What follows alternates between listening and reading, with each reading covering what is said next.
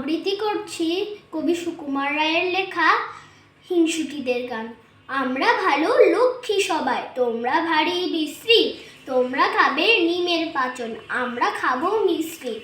আমরা পাবো খেলনা পুতুল, আমরা পাবো চমচম। তোমরা তো তা পাচ্ছ নাকি, পেলেও পাবে কম কম। আমরা শোবো খাট পালঙে মায়ের কাছে ঘেঁষটে, তোমরা শোবে অন্ধকারে একলা ভয়ে ভেস্তে। আমরা যাব জ্যামতারাতে, চড়বো কেমন ট্রেনে, চেঁচাও যদি সঙ্গে নে যাও, বলবো কলা এই নে।